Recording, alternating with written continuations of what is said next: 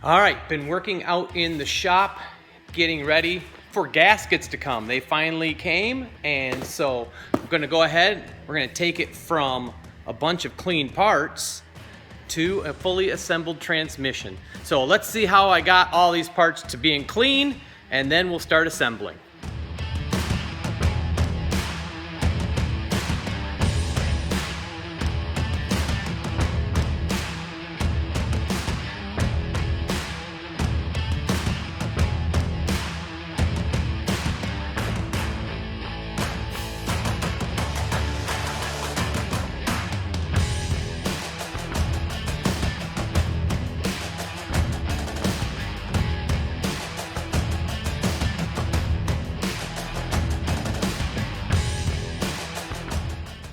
Okay, I was cleaning this over there. I was gonna try to leave this as one unit, but I'm trying to pull the pin out so I could get the shifters off so I could get a little more room to clean. Pulled the Zerk fitting out, and now I can't get that out. And you can't really tap it from this side. So the easiest thing really is to just split the two. So I'm gonna split the transfer case and the transmission.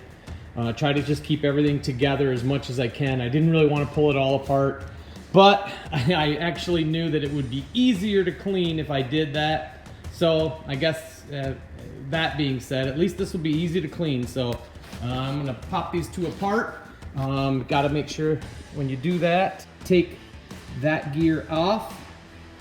And then there's also, remember, this bolt on the back side right there.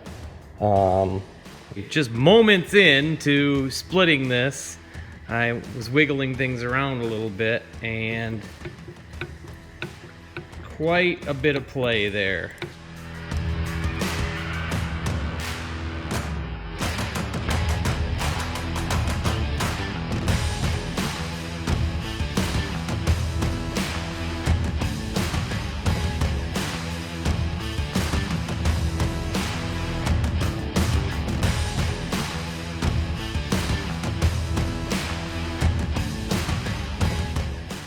Okay, so starting to get it into some pieces and get more dirt out. It has been a couple of years since I took one of these apart, so it's trying to remember every little thing on how to do it so I don't dump a bunch of things on the ground. So just kind of taking my time with it. Got to get both of them completely apart. Something is definitely does not seem right on my transmission. With this bearing, the bearing seems like the size of it is wrong. That is not how that should be. Now, whether somebody screwed up when they did it, I don't know. I'll see as I start putting things back together. So I was just talking about being careful not to forget a bolt. And like I said, it has been a while since I did one of these. Forgot that bolt. I wasn't prying on it or anything, but when I was taking the parking brake mechanism off, obviously I flexed it too much because I had already pulled the other bolts and cracked that little housing. So I'm pretty sure I have another one out in the shed, so I'll be out there digging for that.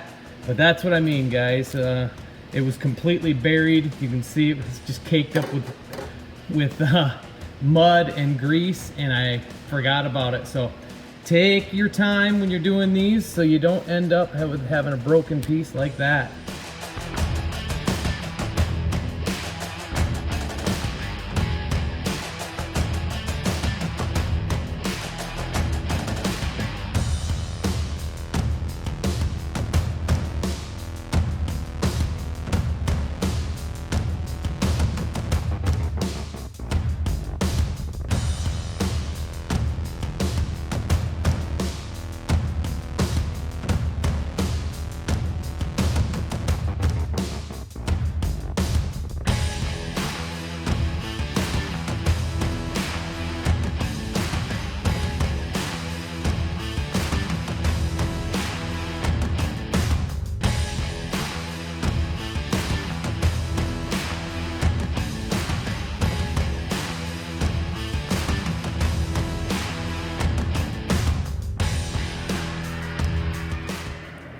So here is the transfer case. Been working on that. Got the bell housing over there done. I just thought I'd show you. This is Duplicolor engine paint, and it is cast coat iron. Hopefully you can maybe see that number. If I quit moving it around, I'll put it in the description. Anyway, there's that. That's got 2 coats on it, and that has none. So you can see it has a pretty nice look of cast iron. So I'm going to paint this part next, and then finish cleaning up the transmission housing. This all turned into a huge nightmare. I'll explain that in a bit, but gonna get some more painting done, and things are coming along good. So just a couple quick things about the flywheel, pressure plate, and the clutch. It's been our experience, and we've pulled several old Jeeps apart, mostly old beaters that are all rusted up and junky, but it seems to be, if they still have their original 4-cylinder motor in them and they don't have big oversized tires, that a lot of times a lot of the drivetrain components aren't good. So on this particular flywheel, you can see it's in actually great shape. I just took a little bit of sandpaper, roughed it up just to take the shine off. Same with the pressure plate. All the springs seem to be good, and the clutch, the thickness on the clutch is really good. Don't ask me what the thickness is supposed to be. I just know that I have bought brand new clutches in the past, and a lot of times I'll get them and it's like, wow, they're almost exactly the same thickness as the one I just bought. So check all these things out before you buy them. You may not need it, depending. I will take just a little bit of sandpaper and lightly touch off some of the little bit of the shine on the clutch itself as well. So look that stuff over before you buy it, guys. You might be able to save a few bucks.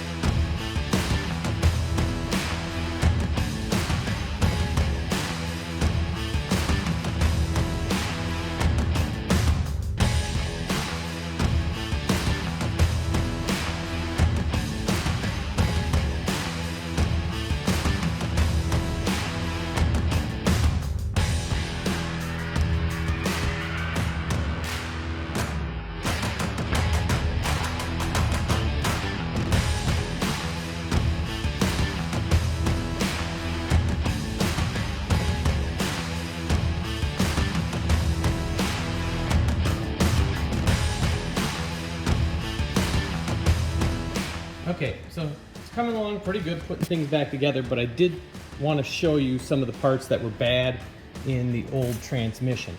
So I think several of the parts in this transmission were a little bit newer. They're in good shape, but take a look. Let's compare these two. So you can definitely see how wore, and that's what a lot of those gears will look like. So this is considered your low or first and reverse gear. So definitely that one is wore out. I'm gonna consider that one pretty much junk. Another interesting thing, here is part of the synchro. And because that bearing, I should get to that bearing first, but there's one of the synchros that was in it. And you can just kind of take a look. You can see where the wear was, but it machined it right down, took it apart. So the synchros that were in this other transmission I had were like brand new. So I'm using those. And finally, this was in this transmission. This, remember I said I was going to show you what was wrong with this. So there was my shaft. Here was the bearing. Look at that. Somebody used obviously the wrong ID on the bearing, and if you look closely at the shaft, you can see that by that wobbling around on it, that it just destroyed the shaft. So the rest of the shaft was in good shape. We might try to weld this up and turn it down just to see. It might be a neat project, but that's something in the future. But those are the kind of things that you want to look for when you're inspecting your transmission. Look for those worn down gears. Stuff that's real bright, shiny, that always means there's something wearing. And check all these shafts. Check your fitment. I mean, whoever put this bearing in had to know when they put it in that it was wrong, that it was wobbly. There's just no way. In fact, I even test fitted this bearing on this shaft just to see, and even on this shaft, which is really good, it's slopped out in garbage. And trying to put the new bearing onto this old shaft, obviously where the wear was, it's no good. So we are putting in a new bearing for this one. Didn't want to mess around with it, and I happened to have one from another rebuild that I didn't use. So there it is so far. I'll finish up putting it together.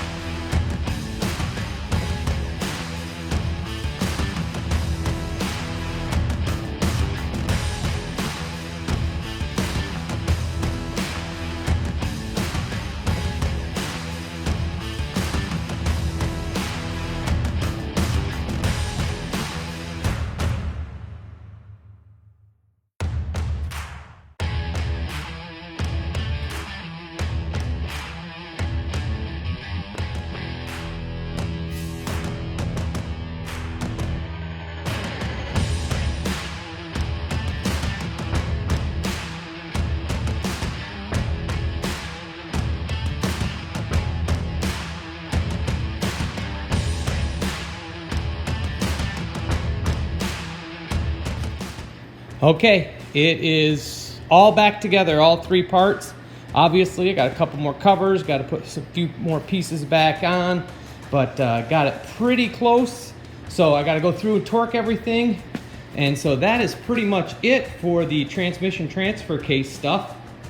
Showed you kind of some things to look for, but what I'm also going to do in this video is I'm going to go ahead, get the cherry picker hooked up, and get this thing put back into the chassis, so that it is kind of buttoned up and done.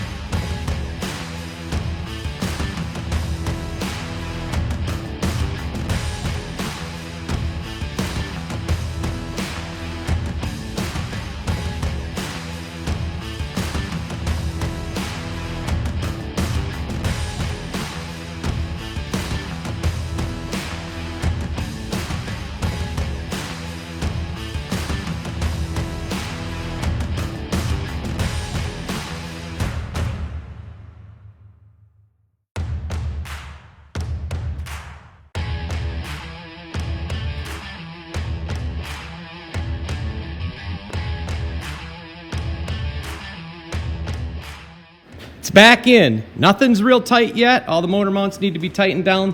The trans support needs to be tightened down, but it's back in. Guys, this came out on March 18th. That's when I divided the Jeep and the motor and started cleaning the frame, and now it's back in on April 2nd. So that's right around 2 weeks, and I worked quite a bit on it. A couple of long days, a couple of not so long days, but you can get it done. You don't need a lot of space either. Just get out there and get working on it. So put your comments down below, like, subscribe if you like what we're doing here, and I'm going to give you a little teaser what's going to come. Why did I not put the cover on the back of the transfer case? Throw your guesses down in the comments section. Hope you can come back again. Got a lot more stuff to do on this Jeep. Thanks for watching.